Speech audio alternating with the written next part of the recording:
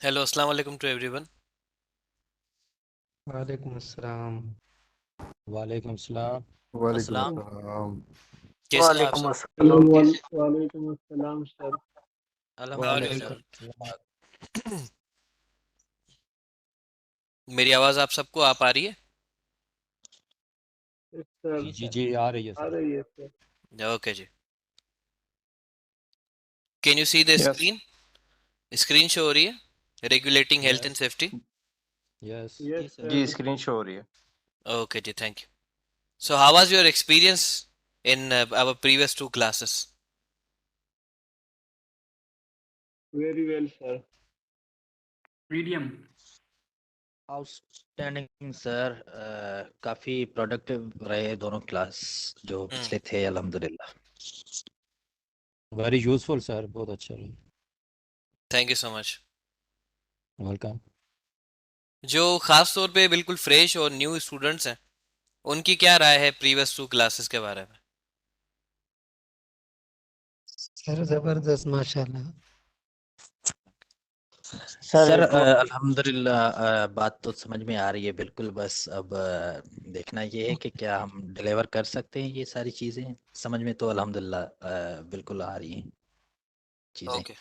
Okay sir एक बात रखनी थी। जी। ये जो हम टॉपिक कर रहे हैं, जैसे हमने मॉरल, लीगल और फाइनेंशियल पे किया, सपोज वो टॉपिक हमने कर दिया, तो एक्चुअली समझ तो हमें बहुत अच्छी तरह आ रही है, आप भी बहुत अच्छी तरह बता रहे हैं। लेकिन एक्चुअली ये जो एग्ज़ाम का आपको पता होता है, उसमें बहुत ऐसे घुमा फिरा के वो क्वेश्चन देता है, और ट्रिकी क्वेश्चन होते हैं। तो अगर साथ थोड़ा क्वेश्चन के हवाले से भी हो कि वो किस तरह आएगा, किस तरह करना है, क्योंकि डिफरेंट टाइप ऑफ क्वेश्चन होते हैं, तो साथ हाँ, कोई आंसर आंसरिंग पे पॉइंट वगैरह के भी डिस्कशन हो जाए, अगर इस तरह इन जैसे इन आप। माय ओपिनियन ये सारी बातें सर आप लोगों को बताएंगे, लेकिन अभी नहीं, वक्त के साथ साथ अभी आप ये तो सीखो ना कि ABCD क्या है। आप डायरेक्ट सेंटेंस की तरफ जाओगे तो फिर तो मजा नहीं आएगा ना। तहम्मुल रखो, हर चीज पेशेंस के साथ आहिस्ता आहिस्ता सीखी जाती है। Sir and I sir am दोनों क्लासेस क्वाइट इंटरेस्टिंग थी, और काफी आपने जो है डिटेल में बातें समझाई और हमारा मोटिव भी सुना, तो दैट्स क्वाइट गुड। नहीं, वो बात तो ठीक है, आपकी बात लेकिन अपनी सर जगह बात ठीक है। में मैंने इतना टाइम क्वेश्चन तो नहीं रखा है, होगा ना कि टीचर से क्वेश्चन रखा है। हम जी जी, सर इतना क्वेश्चन टाइम तो नहीं बिल्कुल होगा आपका सब बिल्कुल जो है सही ना क्वेश्चन सारा है। में समझाएंगे। एक्चुअली क्वेश्चन आपका मैं बिल्कुल सही है और वैलिड है और बहुत इंटेलिजेंट क्वेश्चन है। इस अली क्वेश्चन। भाई, जस्ट मैं सॉरी सॉरी मैं डिस्कनेक्ट कर रहा हूँ आपको। वो जी। मैंने जस्ट ये अपनी एक ओपिनियन रखी थी, इसमें हम्म। किसी को अगर कोई बुरा लगा तो सॉरी। मैं आपसे एक नहीं नहीं डिस्कशन नहीं। की थी, वो सबके सबके लिए फायदेमंद है वो। नहीं नहीं। इसलिए बोला था। नहीं, यू यू फायदेमंद यू में सर आस्क ऐसे है ना कि क्वेश्चंस। यू में नो नो, आस्क वो ऐसे क्वेश्चंस। फायदे वो फायदे ये आप होते हैं ना सर, बेशक बार आप बार लास्ट सारा में करेंगे, रिपीट तो आई नहीं हो आई सकता नो। ना। Hmm. But my previous experience, that's why I am asking this. Hmm. पहले जो मेरा कुछ एक्सपीरियंस रहा है, मैं क्योंकि रफर हूँ ऑलरेडी, हम्म। 2020 भी मैंने ऑलरेडी एग्ज़ाम दिया था। हम्म। तो उसमें साथ साथ वो क्वेश्चन जो इम्पोर्टेंट क्वेश्चंस होते हैं और कैसे आते हैं, वो उस तरह की वो डिस्कशन भी साथ साथ चलती थी, इसलिए मैंने ये पॉइंट रखा। Anyhow, just carry out. जी सर, जी जी। जफ़र साहब की बात बिल्कुल दुरुस्त है। मेरे ख्याल से भी ऐसा होना चाहिए कि आप इन लेक्चर्स के साथ साथ हमें एटलीस्ट इतना बताएं कि इस टाइप का क्वेश्चन इसमें से आ सकता है। तो हम्म। यही बात कर रहे थे वो भी, और बिल्कुल हम भी यही सोच रहे हैं कि साथ में अगर थोड़ा सा हो जाए, बाद में तो वो हम पास पेपर पे जाके पूरा स्टडी क्योंकि करेंगे, वो सॉरी, तो अलग ये सी बात है। फिजिकल क्लास साथ में नहीं है, और ऑनलाइन क्लास में जो खास करके हमारे फ्रेश कैंडिडेट्स हैं दोस्त, उनके हम्म। लिए बहुत भाई फायदेमंद होती है क्लास जिस स्टार्ट करने वो। में थोड़ा टाइम हो गया है। बिल्कुल बिल्कुल। अच्छा जी। ओके। इस सवाल का मैं जवाब इस तरह देना चाह रहा हूँ। आप सब अपना माइक म्यूट रखें, जब आप बात करें सिर्फ उसी टाइम अपने माइक को ओपन करें। बाकी कोशिश करें म्यूट रखें। अच्छा जी। तो इसका जवाब ये है, हम अभी इनिशियल स्टेजेस में है कोर्स की। हमें अभी समझना है कोर्स है किस चीज़ के बारे में, और किस तरह निबोश का कोर्स जो है वो रियल लाइफ में वर्क करता है। पढ़ाते तो बहुत सारे लोग हैं, निबोश को रियल लाइफ में फॉलो कैसे करना हमसे वही सीखेंगे यहाँ पर। और जहाँ एग्जाम से रिलेटेड बात है, एग्जाम के बारे में हम पढ़ाई स्टार्ट करेंगे। मैंने पहली क्लास में बताया था कि पहला चैप्टर जब हमारा खत्म होगा, फिर हम आएंगे एग्जाम स्टडीज के ऊपर। और एग्जाम स्टडीज कंप्लीट करने के बाद हम पहले चैप्टर के जितने टॉपिक्स पढ़ चुके होंगे उन टॉपिक्स के ऊपर क्या सवाल आ सकते हैं उनके ऊपर हम तब डिस्कस करेंगे। ये एक्चुअली एम्बिशन है। पहला चैप्टर जब आप पढ़ लेंगे तो एक ट्रैक पर आप आ जाएंगे, फिर एग्जाम स्टडी आपकी हो जाएगी। उसके बाद हम दोबारा चैप्टर 1 के अंदर जाएंगे और डिस्कस करेंगे कि हर टॉपिक से क्वेश्चन किस तरह आ सकता है और पेपर होता किस तरीके से है, और फिर आपने आंसर कैसे देना है। काफी सारी चीजें हैं, वो हम डिस्कस करेंगे इंशाल्लाह in future after completion of this chapter. ठीक है जी, एग्रीड है? जी सर जी, done done done. Okay sir, ऐसे सही है। ओके जी। ठीक है सही है। क्योंकि फ्रेश जो स्टूडेंट्स है, अगर हम डायरेक्ट पेपर की बात करेंगे वो तो थोड़े वो कंफ्यूज हो जाएंगे कि अभी हमने कोर्स समझा ही सही तरीके से नहीं है, पेपर के बारे में कैसे समझें, तो थोड़ा और उनके लिए चैलेंजिंग और कंफ्यूजिंग होगा। तो मैं नहीं चाह रहा कि कोई भी कंफ्यूज हो, चाहे वो फ्रेश हो या एक्सपीरियंस हो, कोई पर्सन हो। अच्छा, जो खास तौर पे फ्रेश स्टूडेंट्स को मैंने कल इंस्ट्रक्शन दी थी कि आप हेल्थ एंड सेफ्टी प्रोफेशनल की ड्यूटीज सर्च करें, उसकी ड्यूटीज क्या है या उसकी रिस्पॉन्सिबिलिटीज क्या है। उसका रीजन ये था कि जो फ्रेश स्टूडेंट है उसका सबसे पहला ये क्वेश्चन होता है, जो जिसने कभी काम नहीं किया है किसी भी वर्क प्लेस में, उसका सबसे पहला ये तस्वुर होता है कि मैं जाऊंगा तो मुझसे क्या काम लिया जाएगा कंपनी में, मेरी क्या रिस्पॉन्सिबिलिटीज होंगी बतौर एक हेल्थ एंड सेफ्टी प्रोफेशनल, मैंने क्या वहां पर जाकर काम करने हैं। तो इसीलिए मैंने आपको कहा था कि उसके ऊपर रिसर्च करें कि हेल्थ एंड सेफ्टी प्रोफेशनल की जनरल रिस्पॉन्सिबिलिटीज क्या होती हैं वर्क प्लेस में, जो फ्रेशर्स हैं, ताकि उनको एक माइंडसेट क्लियर हो कि क्या काम है जिनके ऊपर उन्होंने फोकस करना है, और इस कोर्स के अंदर भी वो इंपॉर्टेंट चीजें हैं तो उनको वो डिटेल में समझें, जो उनकी रिस्पॉन्सिबिलिटीज हैं जो हेल्थ एंड सेफ्टी प्रोफेशनल ने किसी भी कंपनी में जाकर फुलफिल करनी होती हैं। हर कंपनी में अलग रिस्पॉन्सिबिलिटीज होती है, लेकिन कुछ जनरल रिस्पॉन्सिबिलिटी जो है वो हर जगह सेम होती है।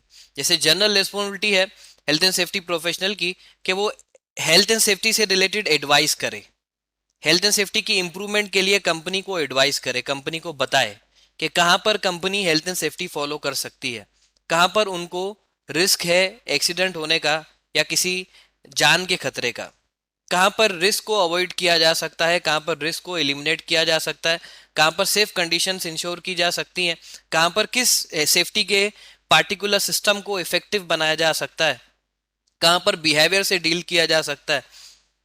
तो ये सब जो रिस्पॉन्सिबिलिटीज है, जनरल रिस्पॉन्सिबिलिटीज आपने समझनी है। क्या उसके ऊपर आपने रिसर्च की है जो फ्रेश स्टूडेंट्स हैं?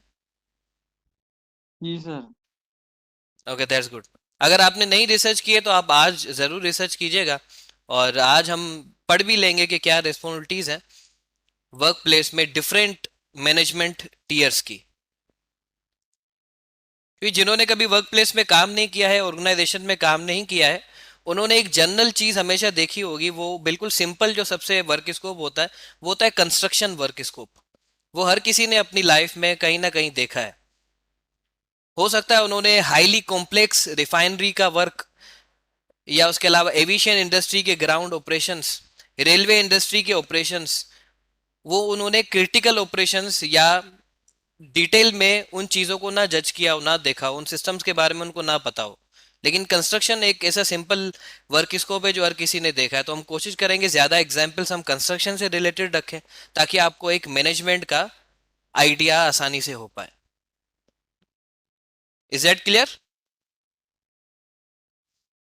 Okay sir. जी sir, yes clear. Okay. Last picture के हवाले से एक मेरा क्वेश्चन था, वो कहें तो मैं अभी वो आपसे पूछ लूं या फिर कोई और टाइम लगे? हाँ, पूछ ले, कोई इशू नहीं।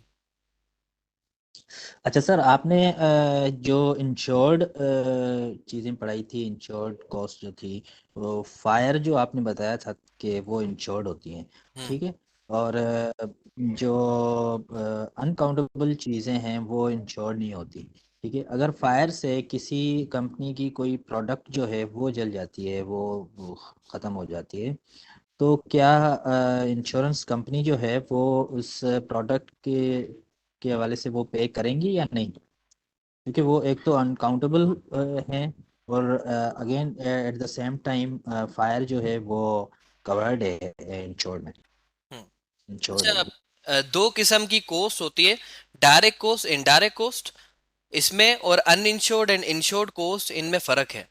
डायरेक्ट एंड इनडायरेक्ट कोस्ट हम किस जाविये से समझ रहे हैं कि अगर कोई एक्सीडेंट हो गया तो कंपनी को क्या कोस्ट फेस करनी पड़ेगी, यानी क्या फाइनेंशियल लॉस होंगे। डायरेक्ट कोस्ट वो कोस्ट है जिसके पैसे काउंट हो सकते हैं, कोई प्रॉपर्टी डैमेज हो जाए तो उसके पैसे काउंट हो सकते हैं, किसी को कंपनसेशन देनी पड़े पैसे काउंट हो सकते हैं, फाइन अगर लॉ को देना पड़े वो पैसे काउंट हो सकते हैं, मेडिकल ट्रीटमेंट अगर किसी की करवाएं पैसे काउंट हो सकते हैं, कोई फायर के अंदर जो इक्विपमेंट और प्रोसेस या प्रेमिसेस जल जाए या रॉ मटेरियल जल जाए, खराब हो जाए, डैमेज हो जाए, उसकी कॉस्ट भी मेयर की जा सकती है। इनडायरेक्ट कॉस्ट जो है वो भी एक कॉस्ट है जो एक्सीडेंट के बाद ही आती है, लेकिन उसकी पैसों को हम मेयर नहीं कर सकते। ये इनडायरेक्टली पैसों का नुकसान होता है, लॉस ऑफ रेपुटेशन की वजह से, कस्टमर की गुडविल डैमेज होने की वजह से, उसके अलावा पब्लिक इमेज डैमेज होने की वजह से, कस्टमर्स की ऑर्डर्स को टाइम पे फुलफिल ना करने की वजह से, डिलेज की वजह से, ये इनडायरेक्ट उनके यानी बिजनेस को रन करने में इनडायरेक्टली पैसों का नुकसान होता है, वो है इनडायरेक्ट कॉस्ट। अब जब हम बात करते हैं इंश्योर्ड एंड अनइंश्योर्ड कॉस्ट की, वो फिर रिलेटेड है इंश्योरेंस कंपनी से। यानी अब बिजनेस को हमेशा ही कॉस्ट फेस नहीं करनी पड़ती, बाज़ औक़ात इंश्योरेंस भी करवाती हैं बिजनेसेस। तो उस केस में किस तरह कॉस्ट मैनेजमेंट होती है बिजनेस के लिए, जब उसके कुछ चीजें इंश्योर्ड हो और कुछ चीजें इंश्योर्ड ना हो। तो उस केस में अगर फायर से रिलेटेड इंश्योरेंस, अव्वल तो ये चीज है कि हर इंश्योरेंस कंपनी की जो इंश्योरेंस पॉलिसी है वो डिफरेंट होती है।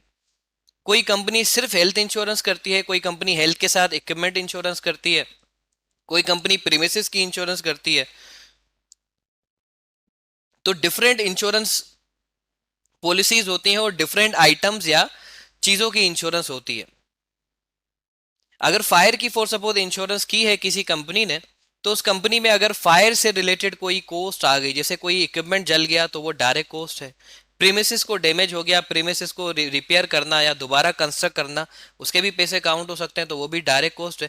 तो हर केस में जिस भी चीज की इंश्योरेंस की हुई है इंश्योरेंस कंपनी ने, जिन जिन चीजों की इंश्योरेंस की हुई है उन चीजों से रिलेटेड वो सिर्फ डायरेक्ट कॉस्ट ही पे करते हैं, इनडायरेक्ट कॉस्ट वो पे नहीं करते, वो कंपनी को खुद फेस करनी पड़ती है। ये डिफरेंशिएशन है, क्लियर है? ठीक है सर, क्लियर है। Thank you sir, thank you sir so मेरा मच। एक सवाल है सर। जी जी। सर मेरा एक सवाल है सर, बिलफर्ज अगर किसी ने मतलब इंश्योरेंस करवाई हुई है ना कि फायर अगर लग जाती है तो मतलब इसकी इंश्योरेंस हुई है, तो इस फायर पर जो है ना वो कंपनी ज्यादा जोर देगी या फिर ये इंश्योरेंस जो इदारे जो कंपनी है वो ज्यादा फोर्स करेगी कि नुकसान ना हो और इससे हमें बचाया जा सके? इंश्योरेंस कंपनी ज्यादा जोर देगी कंपनी के ऊपर कि उनके अंदर कोई आग ना लगे, क्योंकि भरना तो इंश्योरेंस कंपनी ने ना जो कॉस्ट आएगी, तो उसके बदले में इंश्योरेंस कंपनी क्या करेगी, वो कंपनी के ऊपर इन्फोर्स करेगी फायर को कंट्रोल करने के लिए। वो रेगुलर टाइम पे कंपनी के अंदर आएंगे, इंश्योरेंस कंपनी के लोग विजिट करेंगे, देखेंगे कि कंपनी फायर को कैसे प्रोटेक्ट कर रही है, कितने हद तक उन्होंने रिस्क को मैनेज किया हुआ है। ठीक है सर, ठीक। ठीक है जी। तो जो हमने कल पढ़ी थी, इन्फोर्समेंट अथॉरिटी दो टाइप की होती है, government and non government. Non government insurance authority के यही टाइप है, इंश्योरेंस कंपनी, क्लाइंट, या उसके अलावा कोई भी कंसल्टेंट ऑफ आईएसओ या एनी सर्टिफिकेशन जो कंपनी परचेज करती है, रिक्वायर करती है। तो ये enforcement, non government enforcement authorities ये होती हैं। गवर्नमेंट इन्फोर्समेंट अथॉरिटीज वो होती हैं जो गवर्नमेंट ने बॉडीज बनाई हैं, जिनके ऊपर हमने कल बात की। पाकिस्तान में जो गवर्नमेंट अथॉरिटीज़ हैं वो सिंध फैक्ट्रीज एक्ट है, उसके अलावा लेबर लॉ के रिक्वायरमेंट्स हैं, फेडरल एक्ट है, नेपरा है, सीपा है, एनएफपीए है, और डिफरेंट वर्क स्कोप से रिलेटेड डिफरेंट इन्फोर्समेंट अथॉरिटीज़ के स्टैंडर्ड कंपनीज फॉलो करती है।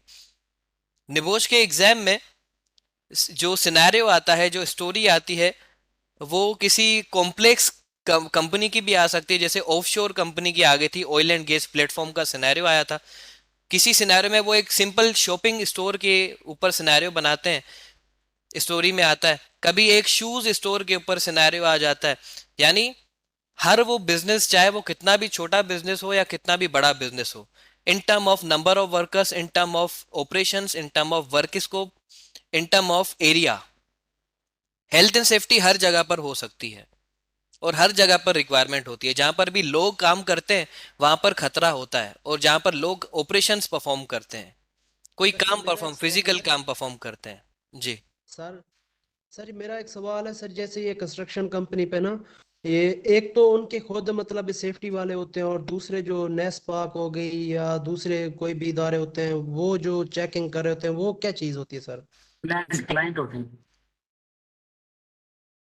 अ, वो किस तरफ से आते हैं जो इंस्पेक्शन करने आते हैं या चेक एंड बैलेंस रखते हैं? क्या वो एनफोर्समेंट अथॉरिटी है, थर्ड पार्टी? जी, जैसे सर नेस्पाक होती है ना, वो चेक कर रहे होते हैं, मतलब उनका क्या काम होता है कि वो, ये भी तो सेफ्टी वाले ही होते हैं जो मतलब मैनेज कर रहे होते हैं, सारा कुछ देख रहे हम्म, होते हैं। फिर ये किस चीज़ के लिए आती है, या इनको गवर्नमेंट भेजती है? ये गवर्नमेंट पॉलिसीज की वजह से आते हैं। ठीक है सर, ठीक है, ये थैंक यू। एक लीगल रिक्वायरमेंट जो कंपनी ने सेफ्टी की पूरी करनी है, ये उनकी तरफ से आते हैं। ठीक है जी। क्योंकि हेल्थ एंड सेफ्टी जो है वो 3 रीजंस की वजह से फॉलो करनी है बिजनेस ने। एक रीजन मॉरल है, एक रीजन फाइनेंशियल है, एक रीजन लीगल है। तो ये सारा लीगल फ्रेमवर्क है जिस वजह से company health and safety follow करती है, कानून की वजह से, लॉ की वजह से। क्योंकि लीगल रिक्वायरमेंट होती है सेफ्टी फॉलो करना, इसीलिए वो आते हैं और चेक एंड बैलेंस रखते हैं, इन्फोर्समेंट सर इधर अथॉरिटी या तो लीगल। वैसे भी पाकिस्तान में ना के बराबर ही होती है सेफ्टी, मतलब है सर, इधर काम कर रहे होते थे, कंस्ट्रक्शन कंपनी में मैं रहा हूँ। हम्म। तो वो मतलब है जो वर्कर्स होते थे उनके पास बस वो एक हेलमेट ही होती थी, बाकी अगर कोई स्कैफोल्ड पे चढ़ा हुआ है, वो दस्ती जो तरीके होते हैं ना, जैसे वो आम मिस्त्री मजदूर लगाते हुए मतलब है वो लकड़ी के यूज करते हैं, वैसे वो काम कर रहे होते थे। मतलब है कि इधर सेफ्टी का नाम दूर दूर तक नहीं है। हम्म। इसकी क्या वजह है सर, रीजन क्या है इसकी? Less competency of health and safety professionals, एक ही वजह है। मतलब है सर, नेस्पाक वाले भी आए हुए होते थे, चेक कर रहे होते, और जेड के बी के खुद अपने सेफ्टी वाले भी होते थे। तो फिर भी मतलब है कि वर्कर्स ऐसे ही जिसका दिल जैसे दिल कर रहा है वो जा रहा है आ रहा है, हम्म। कोई मतलब है रूल्स रेगुलेशंस नहीं होते थे। इसमें दो दो मेरे हिसाब से फेल्यूअर्स हैं। एक, हेल्थ एंड सेफ्टी प्रोफेशनल की कॉम्पिटेंसी स्किल्स में फेल्यूअर्स हैं कि वो बिजनेस को नहीं समझा पा रहा हेल्थ एंड सेफ्टी क्यों होनी चाहिए, और बिजनेस के फायदे के लिए कैसे हेल्थ एंड सेफ्टी होगी, या बिजनेस को उससे क्या फायदा होगा, किस तरह फायदा होगा। बिजनेस 5 रुपए लगा रहा है तो उसके उसके अकाउंट से जो डेबिट हो रहा है 5 रुपए, तो वो बिजनेस को कैसे फायदा दे रहे हैं? जाहिर तो हेल्थ एंड सेफ्टी से फायदा नहीं हो रहा। 10 रुपए का हेलमेट खरीदेंगे तो 20 रुपए आपको रिवर्स में नहीं मिलेंगे। तो ये जो इन्वेस्टमेंट हो रही है बिजनेस के ऊपर, सेफ्टी के ऊपर, वो बिजनेस को फाइनेंशियली प्रॉफिट कैसे कर रही है उसको समझाने में वो फेल्यूर है। बिजनेस को वो कल्चर डेवलप सेफ्टी का नहीं कर पा रहे हैं, इस वजह से लोग, वर्कर्स भी फॉलो नहीं कर रहे हेल्थ एंड सेफ्टी। और जब इस तरीके की मिसमैनेजमेंट हो तो फिर रिस्पॉन्सिबिलिटी आ जाती है गवर्नमेंट के इदारों के ऊपर कि वो जोर करे, उनके ऊपर इन्फोर्समेंट करे बिजनेसेस के ऊपर कि वो सेफ्टी फॉलो करें। लेकिन हमारा जो कानूनी फ्रेमवर्क है पाकिस्तान का, जो लेगिस्लेशन है और हेल्थ एंड सेफ्टी के स्टैंडर्ड्स हैं, और जो हमारा पर्सनल पाकिस्तान का लीगल फ्रेमवर्क है सेफ्टी का, वो बिल्कुल पुअर है। उसमें कोई अपडेटेशन नहीं है, उसमें कोई कंडीशन से रिलेटेड कोई मॉनिटरिंग करने का, चेक करने का कोई इतना इफेक्टिव सिस्टम नहीं है कि वो लोग आएँ और उन चीज़ों को जज कर पाएँ, कंप्लाइंस को, लीगल कंप्लाइंस को जज कर पाएँ। हमारे पास सिर्फ अवेलेबिलिटी ऑफ डॉक्यूमेंट्स के ऊपर कंप्लाइंस जज होती है, इफेक्टिवनेस के ऊपर कंप्लाइंस जज नहीं होती। तो एक एक फेल्यूर है हमारे लीगल फ्रेमवर्क का, स्टैंडर्ड्स का, और दूसरा फेल्यूर है less competency of health and safety professionals. ये दो मेन फेल्यूर हैं जिस वजह से business health and safety follow नहीं कर पाता। Is that clear? जी sir, okay sir, thank you. Okay. आज हम लीगल फ्रेमवर्क जो निबोश के कोर्स के अंदर है, इसी को हमने डिस्कस किया है कल से लेकर। आज हम समझ लेते हैं कि कोर्स के अंदर इसको किस तरीके से बताया गया है। Most countries have health and safety laws. तमाम कंट्रीज के अपने हेल्थ एंड सेफ्टी के कानून है। पाकिस्तान का अपना कानून है, दुबई का अपना कानून है, अमेरिका का अपना कानून है, यूके का, जितनी स्टेट्स हैं उन सबके अपने कानून है। तो जो हेल्थ एंड सेफ्टी का कानून या लॉ होता है, वो नेशनल लॉ फॉलो होता है पूरे कंट्री के अंदर। कोई भी ऐसा इंटरनेशनल स्टैंडर्ड नहीं है जो किसी कंट्री में जाए और उनको बोले सेफ्टी फॉलो करें। जैसे हमने कल पढ़ा था International Labour Organization, ILO, ILO या जो एक यूनाइटेड नेशन का हिस्सा है, यूनाइटेड नेशन की एक एजेंसी है जो यूनाइटेड नेशन ने बनाई है, इंटरनेशनल लेबर ऑर्गेनाइजेशन। वो इसलिए बनाई है ताकि लेबर को, वर्कर्स को, एम्प्लॉयज को उनके राइट्स मिलें, उनके हकूक मिलें, और वो सेफ रहना, वो वर्क प्लेस में सेफ रहें, तो ये भी एक हकूक है। ठीक है जी, वर्कर्स का, लेबर का, तो वो भी सेफ्टी का पर्सपेक्टिव भी आता है लेबर लॉस के अंदर। लेकिन लेबर लॉ या इंटरनेशनल लेबर ऑर्गेनाइजेशन की जो अथॉरिटी है, वो किसी कंट्री में जाकर ये नहीं कह सकती कि आप लेबर लॉ फॉलो करें। वो गवर्नमेंट की रिस्पॉन्सिबिलिटी होती है, नेशनल गवर्नमेंट की रिस्पॉन्सिबिलिटी होती है कि वो लेबर लॉज जो उन्होंने अपने कानून के अंदर ऐड किए हैं, उन लेबर लॉज को उनकी गवर्नमेंट फॉलो करवाए, वो गवर्नमेंट की रिस्पॉन्सिबिलिटी होती है। आईएलओ का कोई रिप्रेजेंटेटिव नहीं आता इन्फोर्स कराने के लिए या कंपनीज को बताने के लिए कि ये रूल फॉलो करें, अदरवाइज ये पेनल्टीज हैं।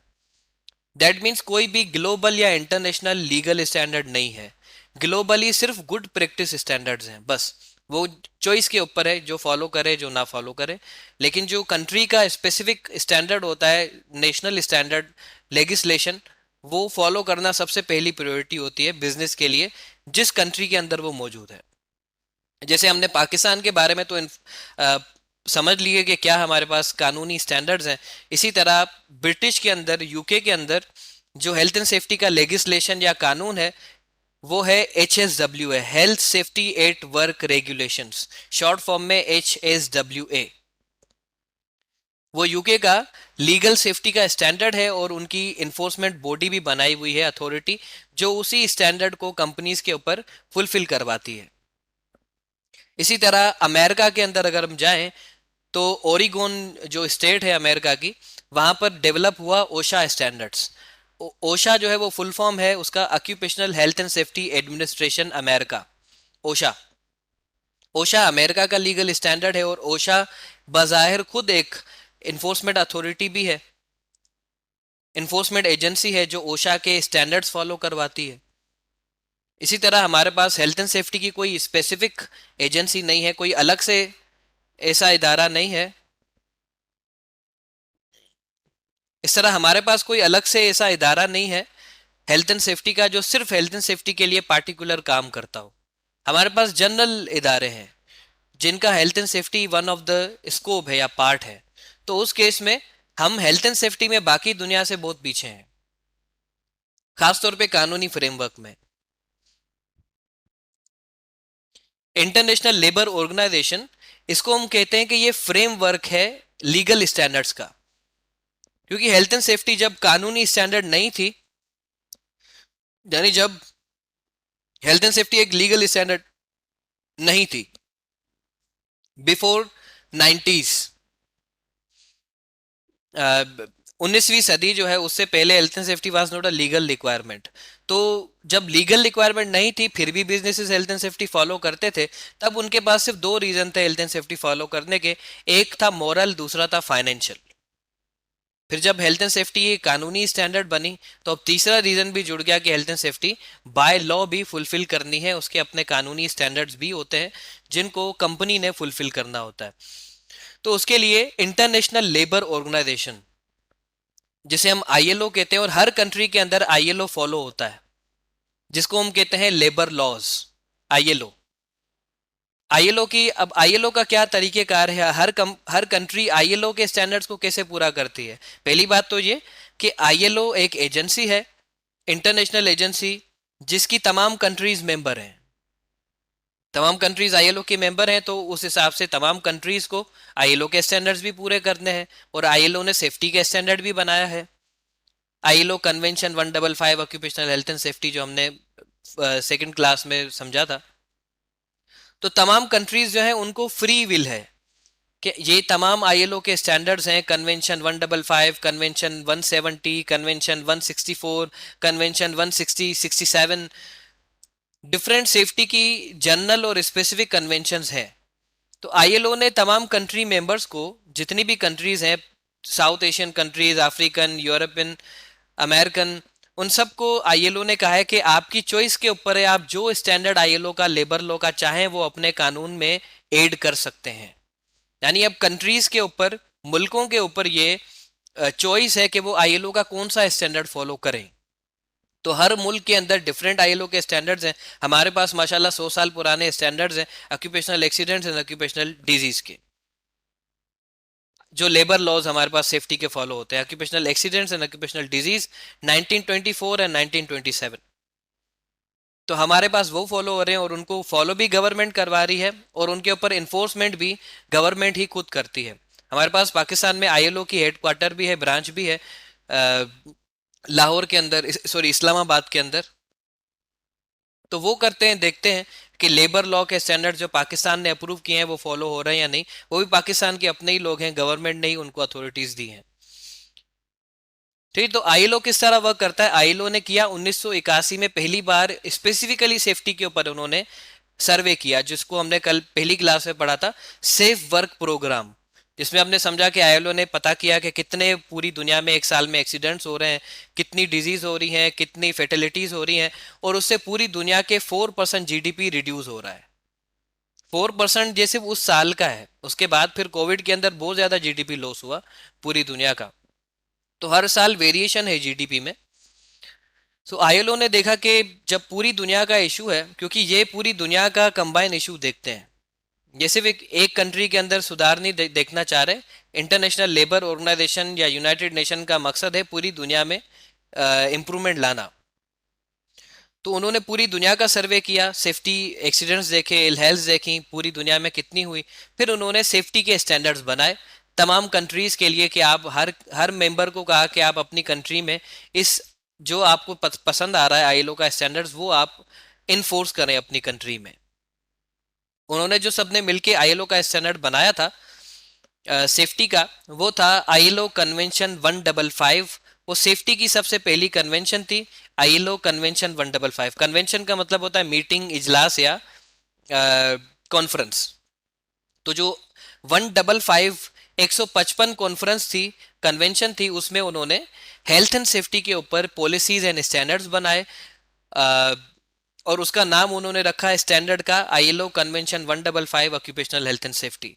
फिर उस कन्वेंशन को कैसे पूरा करें उसके लिए फिर बाद में रिकमेंडेशंस बनी, क्योंकि कन्वेंशन मैंने आपको बताया था 2 किस्म के कानून होते हैं, एक होते हैं गोल सेटिंग, एक होते हैं प्रिस्क्रिप्टिव।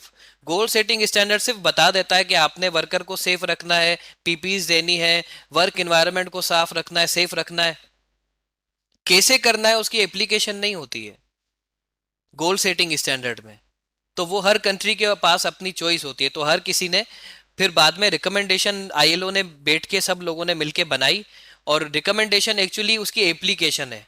जैसे कन्वेंशन, एक कन्वेंशन का स्टैंडर्ड है कि वर्कर्स को सेफ रखना है, फिर रिकमेंडेशन में और डिटेल में होगा वर्कर को सेफ रखना है तो उसके लिए क्या क्या इक़दामात करने पड़ेंगे।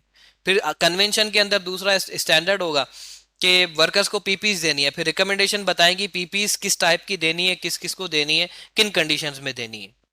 इसी तरह कन्वेंशन की जो डिटेल गाइडेंस है या वो एप्लीकेशन है वो रिकमेंडेशंस के अंदर है। कन्वेंशन और रिकमेंडेशन समझे कि कन्वेंशन जो है वो गोल सेटिंग स्टैंडर्ड है और रिकमेंडेशन जो है वो उसकी प्रिस्क्रिप्टिव डिटेल है या उसकी प्रिस्क्रिप्शन या एप्लीकेशन है। ये आईएलओ ने इस तरीके से जो है वो अपने स्टैंडर्ड्स बनाए हैं। जो आईएलओ कन्वेंशन 155 है, it is a goal setting policy for companies and Nations. फिर उसके लिए कन्वेंशन को कैसे पूरा किया जाए डिटेल में, उसके लिए फिर आईएलओ ने रिकमेंडेशन बनाई। आईएलओ की सिर्फ एक कन्वेंशन नहीं है, कन्वेंशन 155 है ऑक्यूपेशनल हेल्थ एंड सेफ्टी, जो सेफ्टी की सबसे पहली कन्वेंशन है।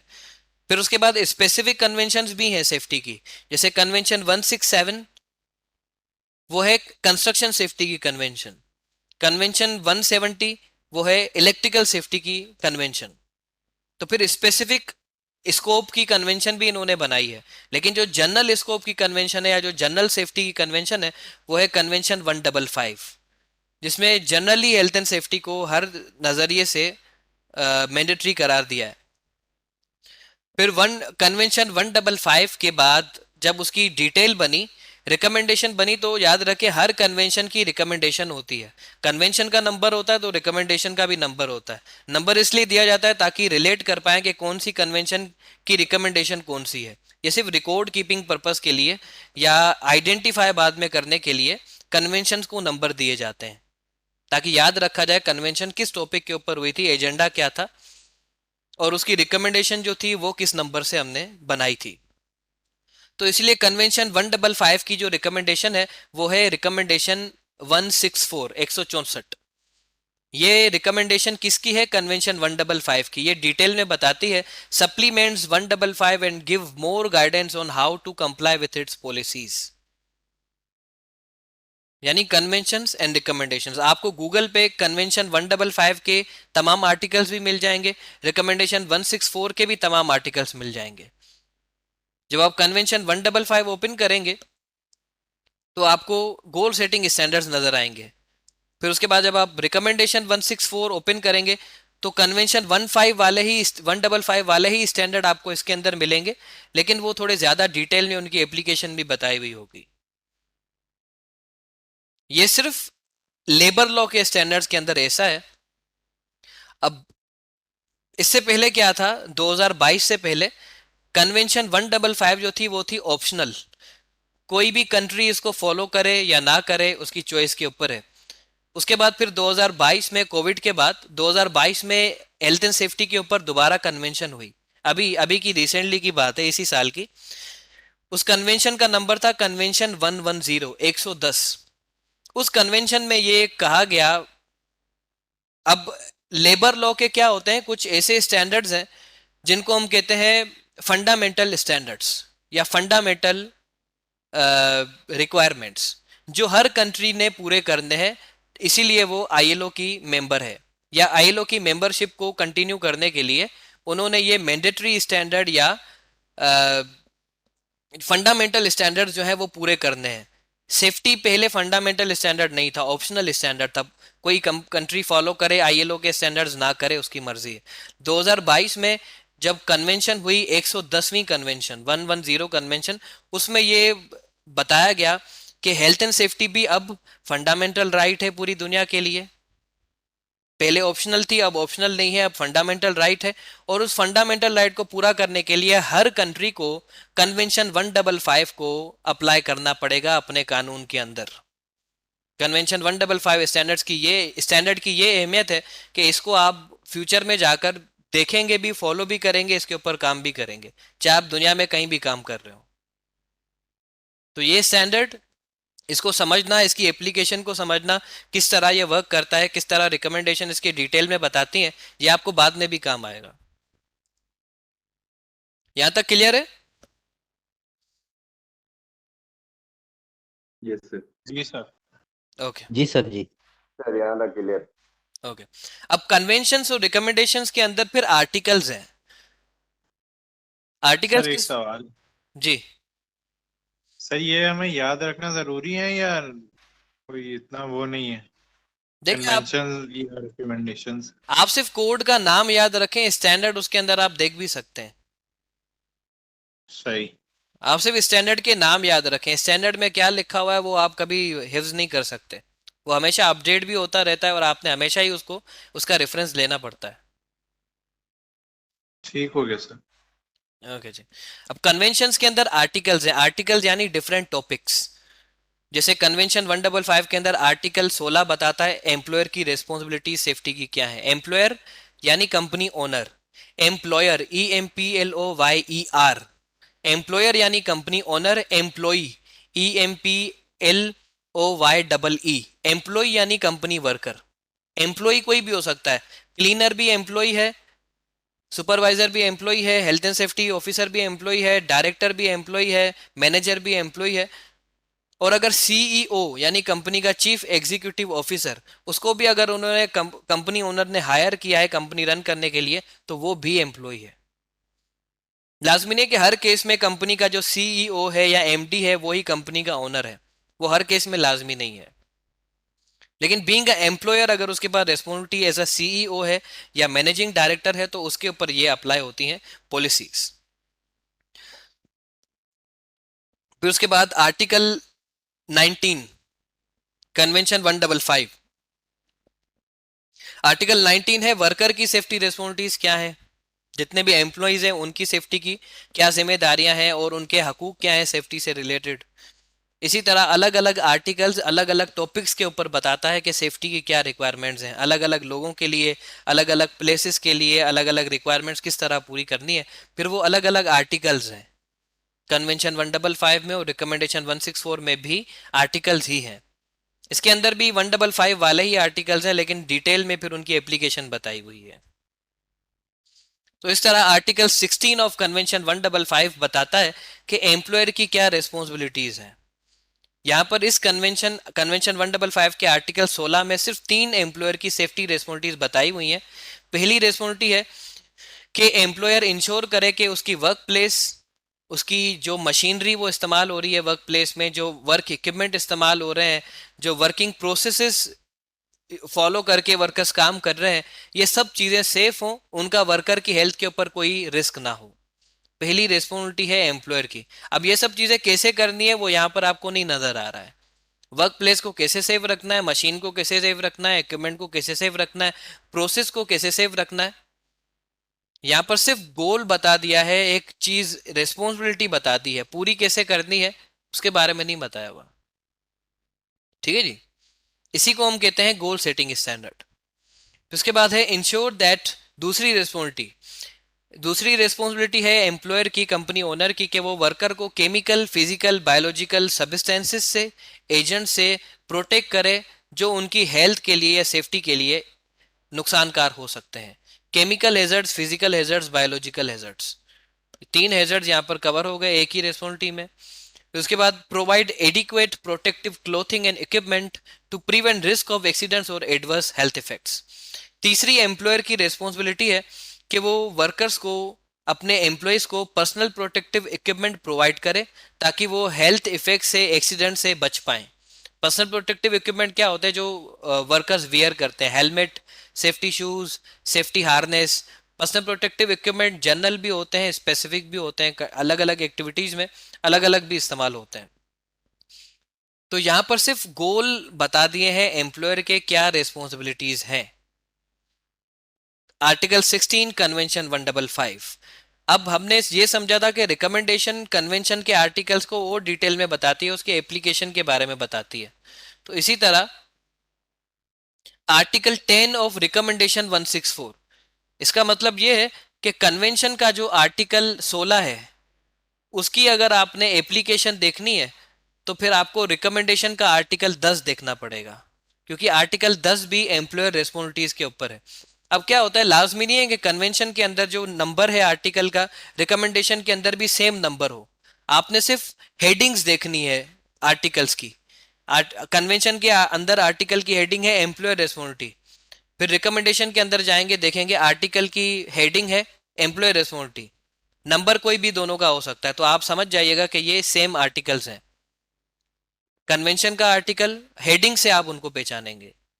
ठीक है जी। सो एम्प्लॉयर रिस्पॉन्सिबिलिटी आर्टिकल 10 रिकमेंडेशन 164, इन 3 रिस्पॉन्सिबिलिटीज के बारे में यहाँ पर और डिटेल में बताया गया है। रिकमेंडेशन के अंदर एप्लीकेशन के बारे में भी थोड़ा बहुत बताया गया है। आप क्लास को दोबारा ज्वाइन करें विद इन, अच्छा जैसे ये क्लास एंड हो तो आपने विद इन 5 सेकेंड्स क्लास को दोबारा ज्वाइन करना है, जितना जल्दी हो सके उतना आपने ज्वाइन करना है।